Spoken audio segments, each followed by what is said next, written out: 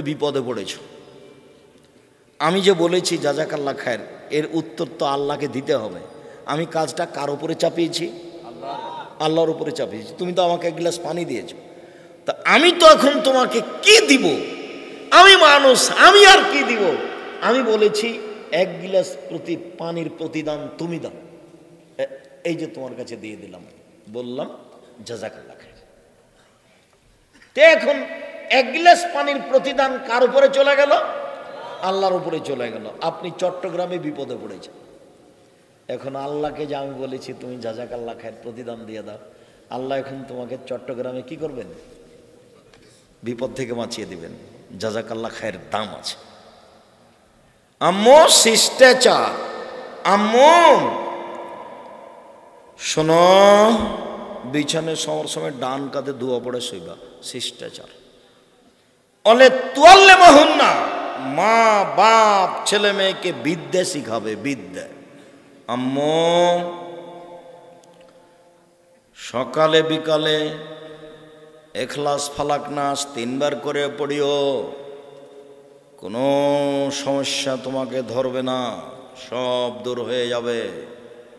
আম্মু রাতে ভয় পেলে, রাস্তায় চলতে ভয় পেলে ফালাক নাস পড়িও, কোনো সমস্যা হবে না। আম্মু রাতে শোয়ার সময় হাত দুটি জমা করে 3 বার হালকা থুথু দিয়ে ইখলাস ফালাক নাস পড়ে মুখের ওপর দিয়ে এইভাবে গোটা শরীরে বলিয়ে নিও, সম্ভবপর মুখের শরীরের সামনের দিকে। আবার ইখলাস ফালাক নাস মুখের ওপর দিয়ে শুরু করে, মাথা থেকে মুখের ওপর দিয়ে শুরু করে বুকের ওপর দিয়ে বলিয়ে নিও। আম্মু আবার ইখলাস ফালাক নাস মাথার ওপর থেকে শুরু করে মুখের উপর দিয়ে বুকের উপরে বলিয়ে নিও 3 বার। সব সমস্যা তোমার থেকে দূর হয়ে যাবে, শয়তান আসবে না। আর যদি আম্মু আয়াতুল কুরসি পড়ো রাতে, তাহলে তো বিশাল ব্যাপার। লা তাজালু আলাইকা হাফিজুন মিনাল্লাহ, আল্লাহর পক্ষ থেকে তোমার উপর একজন থাকবে পাহারাদার। যদি আয়াতুল কুরসি পড়ো আম্মু রাতে। 2 ওয়ালা ইয়াকরুবুকা শাইতান, শয়তান তোমার পাশে আসবে না। তুসবিহা হাত্তা তুসবিহা, সকাল পর্যন্ত শয়তান তোমার নিকটে আসতে পাবে না। শুনছ আম্মু, আয়াতুল কুরসির এত ক্ষমতা আম্মু। শোনো, যেই ঘরে সূরা বাকারার শেষ 2 আয়াত পড়া হয় সে ঘরে শয়তান থাকে না। যে ঘরে সূরা বাকারার শেষ 2 আয়াত পড়া হয় সে ঘরে শয়তান থাকে না। সূরা বাকারা পড়লে বাড়িতে বরকত নাজেল হয়, সূরা বাকারা না পড়লে বাড়িতে অভিশাপ ধ্বংস অবতীর্ণ হয়। সূরা বাকারা পড়তে পারে না অলস মানুষ, সাহসী করে না। বাপ রে বাপ, কত বড় সাহসী করে না। তো ছোট সূরায় নেমে আসেন, ছোট সূরা। আব্দুর রাহিম সাহেব বলেন তো সেটা কি? সূরা ইখলাস 3 বার পড়েন, 1 বার কোরআন মাজিদ পড়ার সময় নেকি হয়ে যাবে। আর একটা ছোট সূরা বলেন, হ্যাঁ কি সেটা? সূরা মুলক, সূরা মুলক 30 আয়াত। সূরা মুলক যদি পড়েন রাতে তাহলে কবরের শাস্তি হবে না। সূরা মুলক যদি নিয়মিত পড়েন তাহলে বিচারের মাঠে আপনার ক্ষমা না হওয়া পর্যন্ত সূরা মুলক যাবে না। আল্লাহকে বলবো আগে ক্ষমা করো তারপরে যাব। যতক্ষণ পর্যন্ত ক্ষমা না হয়েছে ততক্ষণ পর্যন্ত যাবে না। সূরা মুলক 30 আয়াতের, 24 ঘন্টার মধ্যে মুখস্থ করতে হবে যুবকদের, 15 দিনে মুখস্থ করতে হবে মুরব্বী মানুষকে। কোরআন মাজিদ পড়া শিখতেই হবে 3 মাসের মধ্যে। সারা বাংলাদেশে মক্তব চালু করতে হবে 15টায়। মহিলা পুরুষ সবাইকে কোরআন শিখতে হবে। কোরআন সামাজিককরণ করতে হবে, সবাইকে শিখতে হবে। পুরুষ নারী বড় ছোট সবাইকে একবারে বাধ্য। চাঁপাইনবাবগঞ্জের ভাষাতে তুই তো কোরআন শিখবি, তোর বাপকে শিখতে হবে, বাধ্য। এটা একটা ভিন্ন জিনিস, কোরআন শিখতেই হবে, পড়তে শিখতেই হবে। কোন রকম ছেঁচড়া মেচড়া করে পড়তে পারলে ডবল নেকি হবে। আর ভালো করে বুঝে পড়বে যে সে ফেরেশতাদের সাথে থাকবেন, দামি দামি ফেরেশতাদের সাথে। কোন রকম করে ছেঁচড়া মেচড়া করে পড়তে শিখলেও ডবল নেকি। আর যারা বলেছে বুঝে না পড়লে পাপ হবে, ওর বাপও বুঝে না। মুফাসসির যারা পৃথিবীতে বড় বড় তারাই বুঝতে পারেনি যে আমি কতটুকু বুঝলাম, ওরও কিভাবে বলতে পারে। আর যেসব হাফেজ বলেছে যে অক্ষর যদি উলট পালট হয়ে যায় তাহলে গুনাহ হবে, ওই হাফেজ শুধু কোরআন মুখস্থ করেছে, ও ধর্মই জানে না। শুধু খালি ও মাথায় একটা বড় টুপি দিয়ে ওপরে একটা রুমাল দেয়, মানুষের বাড়িতে খেয়ে বেড়ায়, এই হলো তার ফতোয়া। যার জন্য শুধু হিফজখানা খুলবেন না, হিফজখানার সাথে সাথে কোরআন হাদিস শিক্ষার ব্যবস্থা করবেন, দুটো একসাথে। শুধু হিফজখানা বিদ্যা তুলে দেওয়ার মাধ্যম, শুধু হিফজ কোনো বিদ্যা নয়। বাপ মা বুঝতে পারেনি, বাপ ছিল পাইলট, ঢাকাতে বাড়ি থাকে, ধনী মানুষ, বাপের নামে একটা হিফজখানা খুলেছে। আপনি কি করবেন? যতটি ছেলেকে কোরআন মাজিদ পড়ালেন, দিয়ে ছেড়ে দিলেন, ওরা আর পড়াশোনা করলো না, তো ওদের হাঁটুর মালা একবারে ফাটিয়ে অচল করে রেখে দিলেন। ও খালি কোরআন মাজিদ পড়ে বেড়াবে মসজিদ মসজিদ আর মানুষের বাড়ি বাড়ি। এটা কি ধর্ম? কোরআন হাদিস জানতে হবে শক্তভাবে, কোরআন হাদিস কি বলছে এটা বুঝতে হবে, তার নাম শরীয়ত। আল্লাহ কোরআনে কি বলেছেন সেটা বুঝতে হবে। কোরআন এমনি এসে আছে? এখানে কোরআন মাজিদে কি আছে এত বড় জিনিসে, এটা একটু বুঝতে হবে না? আসলাম আর চলে গেলাম, খাইলাম আর পায়খানা করলাম আর দুনিয়া থেকে চলে গেলাম। আসার যাওয়া পশু প্রাণীর মতো, পশু প্রাণী এসেছে জবাই করে খেয়ে নিবে চলে গেল। আমিও মানুষ এসেছি, বাঘ মারে বাড়ি খেলাম, মরে গেলাম, দুনিয়া শেষ। তো কি হলো এটা? এটা তো গরু ছাগলের মতো হলো। 3 তুরাজ্জালাহুন্না, মা বাপ ছেলে মেয়েকে সাজগোজ করে রাখবে, পরিপাটি করে রাখবে, দাঁত ঝকঝক করে রাখবে, নখ কেটে রাখবে। এই মেয়ে, তোমার হাতে নখ বড় কেন? তোমার মা নাই? তোমার নখ বড় কেন? তোমার নখে নেইল পালিশ কেন? এই মেয়ে, ইহুদি খ্রিস্টানদের পতিতালয়ের মেয়েদের বৈশিষ্ট্য নখে নেইল পালিশ দেওয়া। ইহুদি খ্রিস্টানদের পতিতালয়ের মেয়েদের বৈশিষ্ট্য নখে নেইল পালিশ দেওয়া। আব্দুর রাজ্জাক বিন ইউসুফ বই লেখা আছে, আদর্শ পরিবার, তুমি দেখো খুঁজে, ওখানে দেওয়া আছে। ইহুদি খ্রিস্টানদের পতিতালয়ের মেয়েদের বৈশিষ্ট্য নখে নেইল পালিশ দেওয়া, মেহেদি দিতে হবে, হাতের নখে তো দিতে হবে, পায়ের নখেও দিতে হবে। মহিলাদের হাতের নখে তো মেহেদি দিতে হবে, পায়ের নখে দিতে হবে, দিতে বাধ্য। পুরুষের হাতে মেহেদি দেওয়া হারাম। পুরুষ মানুষ, ছেলে মানুষ হাতে মেহেদি দিতে পাবে না। কপালে টিপ দেওয়া হিন্দুদের প্রথা। হিন্দু মেয়েকে বিবাহ করার 10টি পদ্ধতি আছে, তার একটি পদ্ধতির নাম রাক্ষসী বিবাহ। মেয়ের বাপ বিবাহ দিবে না, ছেলেটা জোর করে বিবাহ করবে। তো মেয়েটার কপালে যদি টিপ দিয়ে দিতে পারে তাহলে বিবাহ হয়ে গেছে। তো কপালে টিপ দেওয়া কাদের প্রথা? হিন্দুদের প্রথা। মুসলিম মেয়ে কপালে টিপ দিতে পারে না। নবীগণের 10টা বৈশিষ্ট্য, সব নবীর 10টা বৈশিষ্ট্য, সব পুরুষ নারীর 10টা বৈশিষ্ট্য। পুরুষের 1, মোচ কেটে ফেলতে হবে, চেঁচে ফেলতে হবে না, চাঁচলে মহিলা মানুষ হয়ে গেল, আর কাটলে পুরুষের পরিচয় থাকলো। 2, দাড়ি বড় করতে হবে। 3, অজু গোসলের সময় তো নখ এইসব গিরাগুলো ভালো করে ধুইতে হবে। 4, কাসুলাজ পরে নখ কাটতে হবে, পুরুষ নারী সবাকে নখ কাটতে হবে। 5, নাথু লেবেত বগলের লুম উঠে ফেলতে হবে, পুরুষ নারী একই হুকুম। 6, হালাকুল আনাত, নিচের লুম পরিষ্কার করতে হবে, ঊর্ধ্বে টাইম 40 দিন, পুরুষ নারী একই হুকুম। যেভাবে এই ছেলে, এই লোকগুলো এখানে কেন? আপনারাকে সামনে আসতে হবে, নাহলে জায়গা ছেড়ে দিতে হবে। আপনি অপমান হটেন আমি চাই না, ভদ্রতা বজায় রেখে সরে যান। ওখানে গিয়ে সামনে গিয়ে দাঁড়ান। এই ছেলে, এই সরো, এখান থেকে সরো।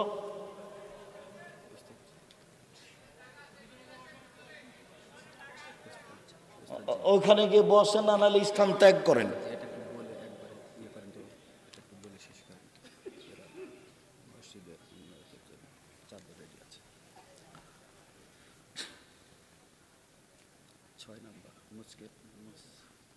সম্মানিত দিনী ভাই বোন, মধ্যখানে পরিচালনায় যারা আছেন তারা মনে হয় আরও কষ্ট পাচ্ছেন, তারা মনে হয় সহযোগিতার কথা বলতে চাচ্ছেন। তো ছেলেরা আপনাদের কাছে গেলে যার যতটুকু সম্ভব সহযোগিতা করবেন। আপনি আমার দিকে খেয়াল করে থাকেন, আমরা কত দূরে কথার পৌঁছেছি, তাড়াতাড়ি কথা আজকে শেষ করে দেবো, আমাদের অনেক পথ আছে আজকে। সম্মানিত দিনী ভাই বোন, মেয়ে এখন পছন্দ হয়েছে, ধার্মিক মেয়েকে বিবাহ করতে যেতে হবে। চাঁপাইনবাবগঞ্জ, নাটোর, বাগমারা, আপনার নওগাঁ এসব নীতি চলবে না। মেয়েকে দেখতে যাবে ছেলে, বাপ নয়, বন্ধু বান্ধব নয়। নিতান্তই ছেলে তার মাকে সাথে নিতে পারে, তার বোন খালাকে সাথে নিতে পারে। মুখমণ্ডল দেখবে, হাত দেখবে, পা টাকনো পর্যন্ত দেখতে পারে। এটা হলো পছন্দের দিক। দেখে টাকা দেওয়া যাবে না। এরপরে পছন্দ হলে বিবাহের তারিখ করতে হবে। আগেকার নীতি ছিল বায়না করা, বায়না প্রথা। মেয়েকে বায়না প্রথা করা হবে না, ওটা বাতিল। বিবাহের প্রস্তুতি নিচ্ছে ছেলে, 2-4 জন লোক নিয়ে যেতে পারে। প্রকাশ করে খোলা মাঠে বিবাহ করতে হবে, গোপনে নয়। মুরব্বি যেতে পারে, তবে কোনো মহিলা মানুষ যেতে পাবে না। চাঁপাইনবাবগঞ্জের ভাষাতে ডুলি বিবি চিরদিনের জন্য হারাম। বিবাহ উপলক্ষে 3-4 দিন পূর্বে ক্ষীরকাঁচি আপনার রান্না বান্না করা হয়, ক্ষীর করা হয়, মেয়ের মুখে ক্ষীর তুলে দেওয়া হয়, গীত গাওয়া হয়। যুবতী মেয়েরা গীত গায়, চিল্লাচিল্লি করে, রং দেয়, একেবারে হারাম। এগুলো হিন্দুদের নীতি। আজ থেকে বাগমারা থানায় আর কোনো পরিবারে মেয়েরা বিবাহতে নাচবে না, দৌড়াদৌড়ি করবে না, রং মাখাবে না, সবাই মিলে ছেলের গায়ে হলুদ মাখাবে না। হলুদ মাখা জায়েজ, তবে হলুদ মাখতে হবে এরকম কোনো বিধান নেই। বিবাহের সাথে হলুদ মাখার কোনো বিধান নেই। হলুদ মাখতে পারে, মাখতেই যদি হয় তাহলে তার মা মাখাবে, তার খালা মাখাবে, তার ফুফু মাখাবে, তার দাদি মাখাবে, তার নানি মাখাবে, তার বোন মাখাবে। তার চাচাতো বোন মাখাতে পারে না, তার খালাতো বোন মাখাতে পারে না, তার ভাবি মাখাতে পারে না। যদি এরা হলুদ মাখায় তাহলে জেনা আগেই হয়েছে। এটা সব জেনা, বলে টোটাল এই হারাম, সম্পূর্ণরূপে হারাম। যুবতী মেয়েরা দৌড়াদৌড়ি করে বাড়িতে বিবাহের নাম দিয়ে, একজন আর একজনকে রং মাখায়, তো হিন্দুদের নীতি। চিরদিনের জন্য আজকের আলোচনার পরে বাগমারাই চিরদিনের জন্য হারাম ঘোষণা করা হলো। আর কোনো দিন কোনো বাড়িতে যেন কোনো যুবতী ছুটাছুটি না করে। বক্তব্যের সাথে মুনাফিকি করবেন না। বক্তব্যের সাথে মুনাফিকি করে কোনো লাভ নেই। যা বলছি সেটাই চূড়ান্ত। ছেলে হলুদ মাখতে পারে, মেয়ে হলুদ মাখতে পারে, তার মা মাখাক, তার খালা মাখাক। হলুদ যদি মাখতে হয় তার বোন মাখাক, তার ভাবি কেন?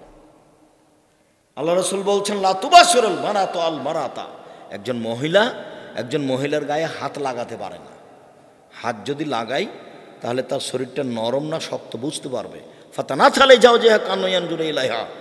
তখন কোনো সময়ে তার স্বামীকে বলবে যে সাবিহা, আয়েশার হাতটা এত নরম। তখন তার স্বামী তাকে অন্তরের চোখে দেখবে। একটা মেয়েকে অন্তরের চোখে দেখা হারাম, এ কথা মুহাম্মদ সাল্লাল্লাহু আলাইহি ওয়াসাল্লাম বলেন। আল্লাহ রাসূল বলছেন, লাইজুর রাজুলের রাজুলে ফি সাবিন ওয়াহিদ। একজন পুরুষ আর একজন পুরুষের সাথে এক বিছানে এক লেপের নিচে ঘুমাতে পারে না। আল্লাহ তুবজাল মারাতুল মারাত ফি সাবিন ওয়াহিদ।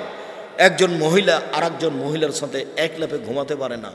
যার কারণেই তো এই যে ওই মেয়েদের ইয়েতে কি ওটা বলছে, ওই যে যারা পড়াশোনা করছে কলেজ স্কুলে থাকছে মেসে হোস্টেল, মেয়েদের যে মেসে হোস্টেলে থাকছে, এরা সবাই আপোষে মেয়েতে জেনা করছে।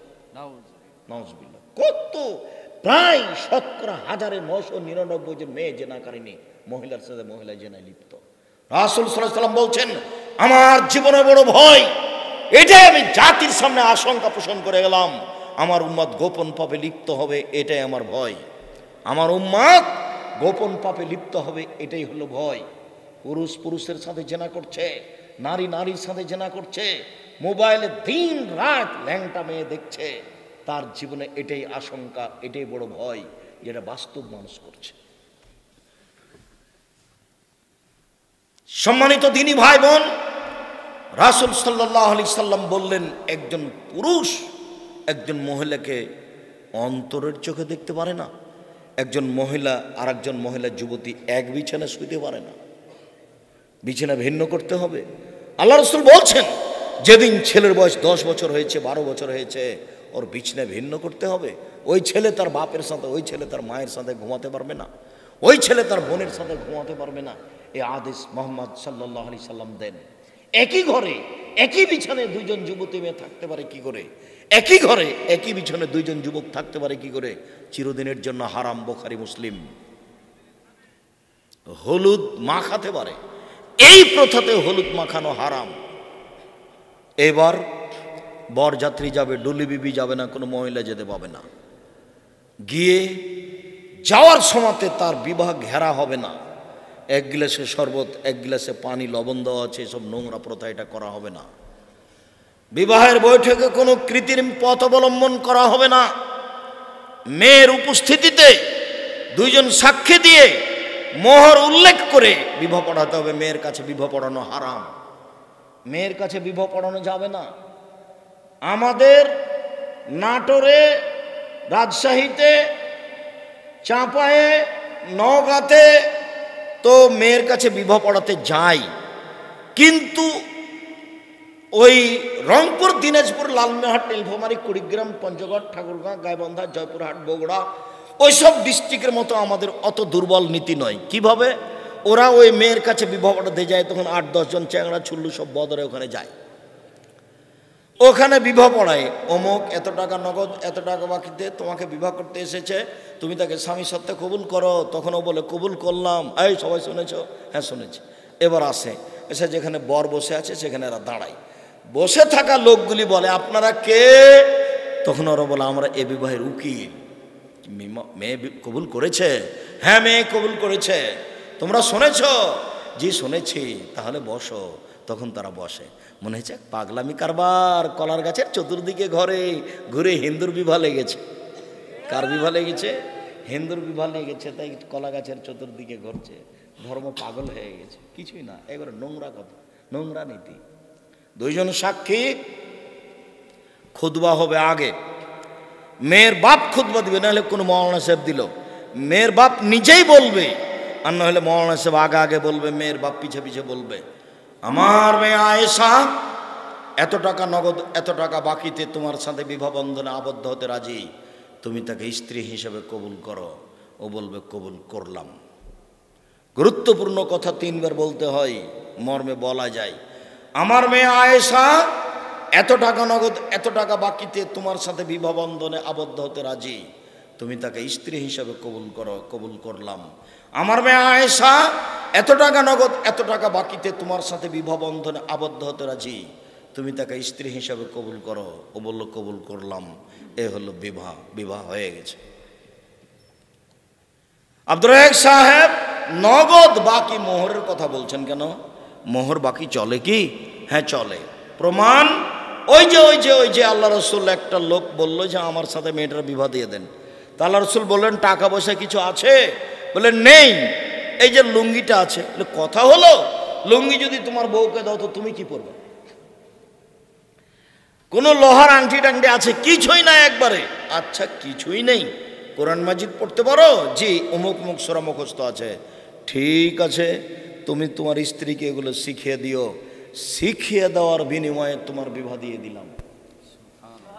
এই যে কবে কতদিনে শিখা হয়েছে বাকি মোহর, বাকি মোহরে বিবাহ জায়েজ, তার প্রমাণে এই বুখারী মুসলিমের হাদিস।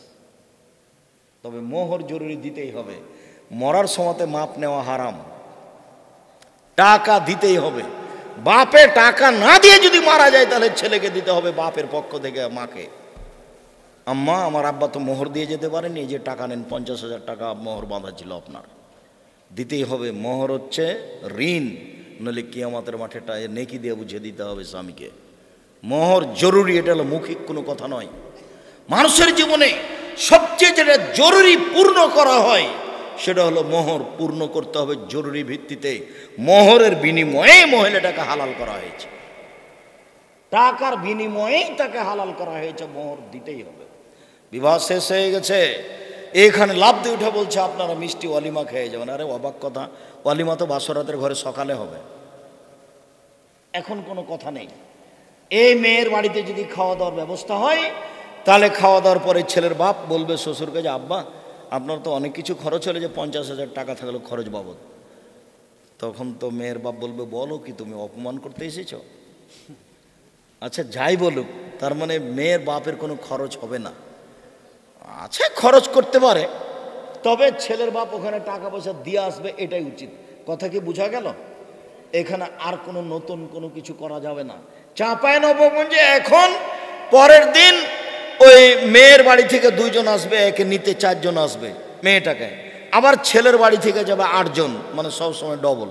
তারপর কত আটা আছে, ব্যবহার আছে, গরু আছে, খাসি আছে, ফার্নিচার আছে, সব হারাম। কোনো লেনদেন চলবে না, কোনো লেনদেন চলবে না, সব বন্ধ, কোনো প্রকার লেনদেন চলবে না। আজকে বউ নিয়ে এসেছে, আবার সকালে যেতে হবে এই বিধান নয়, 2 দিন পরে যাবে।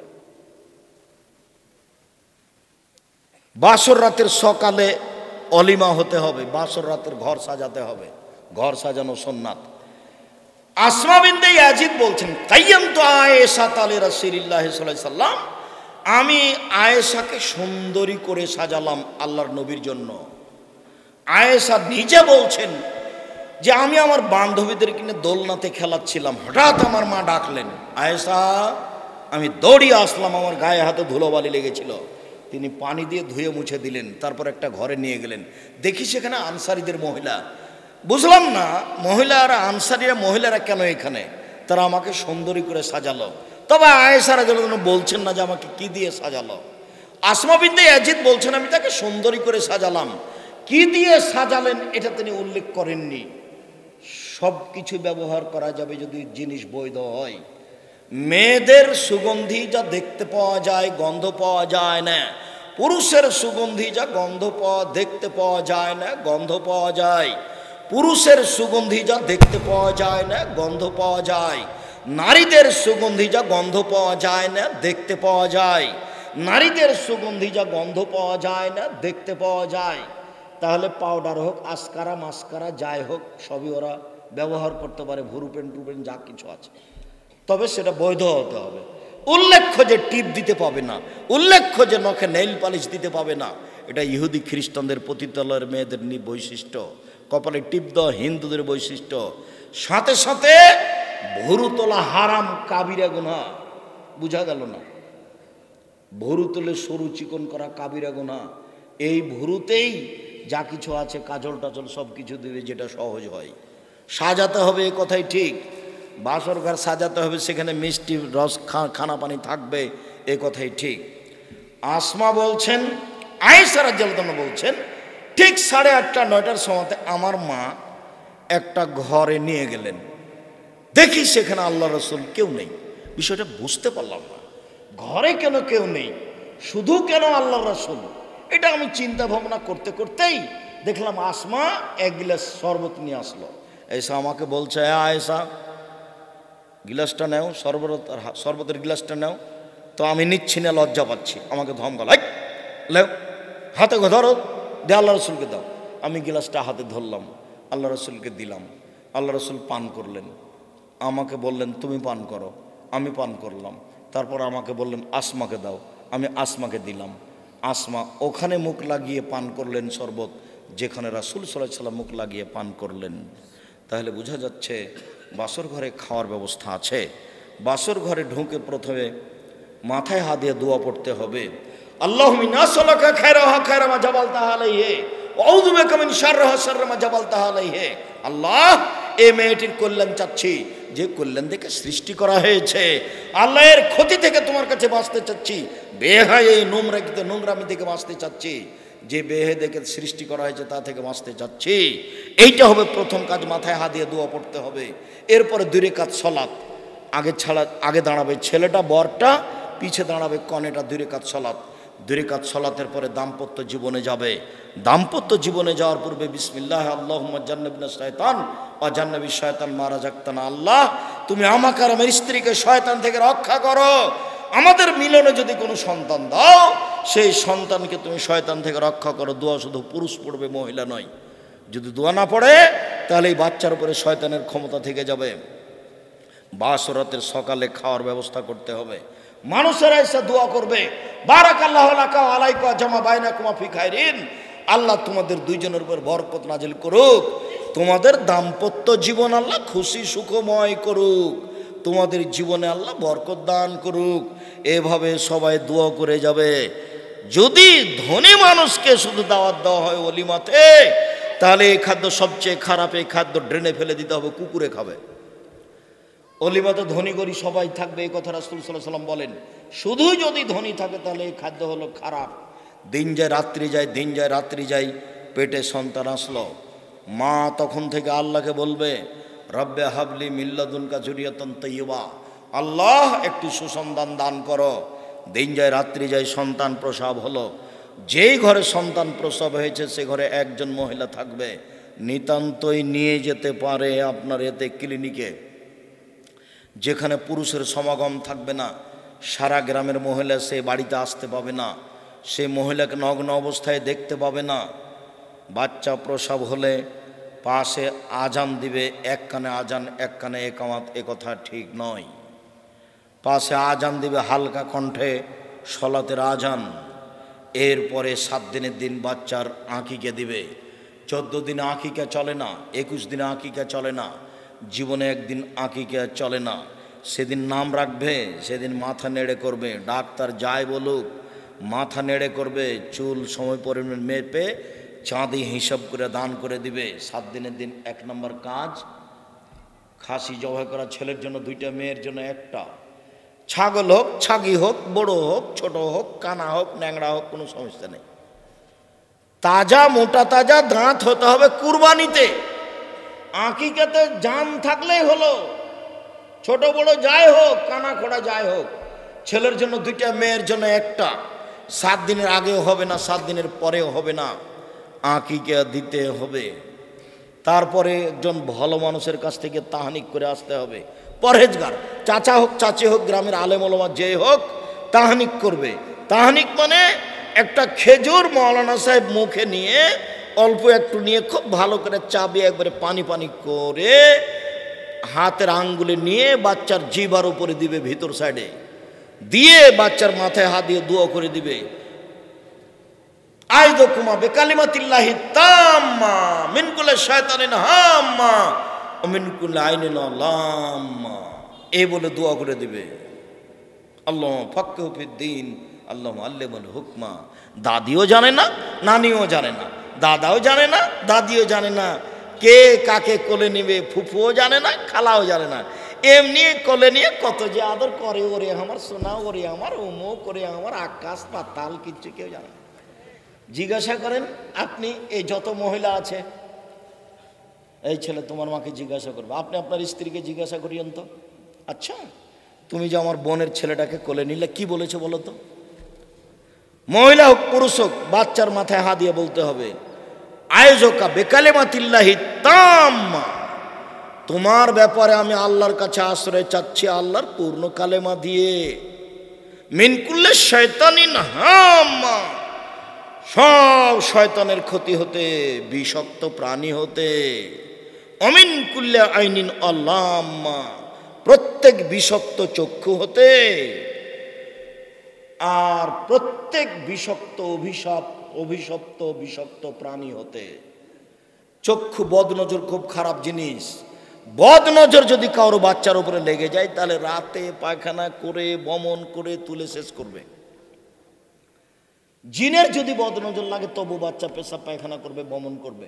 যার জন্য সন্ধ্যার সময় তো সূর্য ডুবো, তখন বাচ্চাকে বাইরে নিয়ে যাওয়া যাবে না, একবারে টোটালি নিষেধ করা আছে।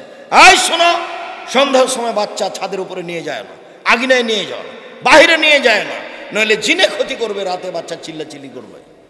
একটু রাত দেরি হয়ে যাবে তখন বাইরে করিও, এ কথা মুহাম্মদ সাল্লাল্লাহু আলাইহি সাল্লাম বলেন। সম্মানিত দিনী ভাই বোন, আকিকার পরে হলো মুসলমানি দেওয়া, খাতনা দেওয়া, কোনো অনুষ্ঠান হবে না। বাচ্চা যদি ছেলে বাচ্চা হয় তাহলে প্যান্ট পরাতে পারেন, তবে টাকনুর উপরে পায়জামা পরাতে হবে। মেয়ে বাচ্চা হলে সবসময় পায়জামা পরাতে হবে, কোনো সময় জাঙ্ঘে পরাতে পাবেন না। সুন্দর একটা নাম রেখেছেন, সবসময় নাম ধরে ডাকবেন। নামটাকে ছোট নাম যেটা আদরের সেটা বলতে হবে না, আসল নামটা হলো আদরের। আব্দুর রহমান আসল নাম, বাস ওটা বলে মা ডাকবে, ওটা হলে বাপ ডাকবে। ছেলে বড় হয়েছে, কথা ফুটেছে, এখন বাচ্চাকে সালাম কালাম শিখাতে হবে। বাচ্চা বাহিরে যাবে, সালাম দিয়ে যাবে। মেয়ে 5 বছর 7 বছর হয়েছে, স্কুলে যাই, মাথায় স্কার্ফ দিবে, পায়জামা পরে যাবে, কখনো জাঙ্ঘা পরবে না। মেয়ে বড় হয়েছে, বিবাহ দিতে হবে। পড়ার শেষ পর্যায়ে না গেলে বিবাহ দিতে হবে না, এই হিসাব বাতিল। সম্মানিত দিনী ভাই বোন, দুইজন মিলে, স্বামী স্ত্রী মিলে সংসার সাজাবে। ওই কথাটি আবারও বলি, রাসূল সাল্লাল্লাহু আলাইহি ওয়াসাল্লাম বলেন, যার ছেলে মেয়ে জন্ম নিল সে যেন একটা সুন্দর নাম রাখে, শিষ্টাচার শিখিয়ে দেয়, বড় হলে বিবাহ দিয়ে দেয়। বড় যদি হয় বিবাহ না দেয়, তাহলে এই ছেলে মেয়ে যদি কোনো পাপ করে তাহলে সেই পাপ তার বাপের হবে। উল্লেখ্য যে, সম্মানিত দিনী ভাই বোন, উল্লেখ্য যে ছেলে মেয়ে যেন ভালো মানুষের সাথে চলে, এই বিষয়ে খেয়াল করতে হবে। আজকের আলোচনা লম্বা না করে বাকি আলোচনা আবারও কোনো দিন করব, এই আশা ব্যক্ত করে আজকের মতো কথা এখানে শেষ করছি। আমার দিনী ভাই বোন এখানে সহযোগিতার দাবি জানিয়েছে, আপনারা সহযোগিতা করে যাবেন। আর ওই বই পুস্তক আছে মনে হয়, বিশেষ করে আল ইতেসাম পত্রিকা 30 টাকা মূল্য নিয়ে যাবেন। আর কে এজেন্ট আছে তাকে বের করবেন, এজেন্টের কাছে পত্রিকা নেবেন। আর এমনি আজকের আলোচনা সলাতের উপরে বই আছে, উপদেশের বইয়ে এগুলো আলোচনা পাবেন। আদর্শ পরিবার, আদর্শ নারীতে এসব আলোচনা পাওয়া যাবে। বিশেষভাবে দুয়ার বইটি, বিশেষভাবে সলাতের নামাজের বইটি, আমি এগুলো সংগ্রহ করার অনুরোধ জানাচ্ছি। সম্মানিত দিনী ভাই বোন, আপনাদেরকে আন্তরিকভাবে বইগুলি সংগ্রহ করার অনুরোধ জানিয়ে বলছি, আল্লাহ আমাদের যারা মারা গেছে তুমি তাদের কবরের শাস্তি মাফ করো। আমরা যারা অসুস্থ তুমি তাদের আরোগ্য দান করো। আমরা যারা বেঁচে আছি তুমি তাদেরকে তোমার রাসূলের পদ্ধতি অনুযায়ী চলার তৌফিক দান করো। আজকের যে পারিবারিক জীবনের প্রথম অংশ আলোচনা হলো, এই আলোচনাটুকু জীবনে বাস্তবায়ন করার সুযোগ করে দাও। বিশেষভাবে রমজান মাস আসছে, রমজান মাসকে যথাযথভাবে মূল্যায়ন করার তৌফিক দান করো। তোমার দরবারে জোরালো দাবি দেওয়া দোয়া রেখে আজকের সংক্ষিপ্ত আলোচনা এখানে শেষ করলাম। সবাই বই পুস্তক নিয়ে যাবেন, কেউ খালি যাবেন না। বিশেষভাবে আব্দুল্লাহর মিন্নাতুল বারি আছে নাকি দেখেন, বুখারীর ব্যতিক্রম ব্যাখ্যা। আব্দুল্লাহ আপনাদের খুব পছন্দনীয় মানুষ। আব্দুল্লাহর যদি বুখারীর ব্যতিক্রম ব্যাখ্যা মিন্নাতুল বারি থাকে সেটা নিয়ে যান, অন্যান্য বই সহ। আমি আপনাদের সকলের কল্যাণ কামনা করি। আল্লাহ তুমি আমাদের দাবি দাবা কবুল করো, আল্লাহুম্মা আমিন।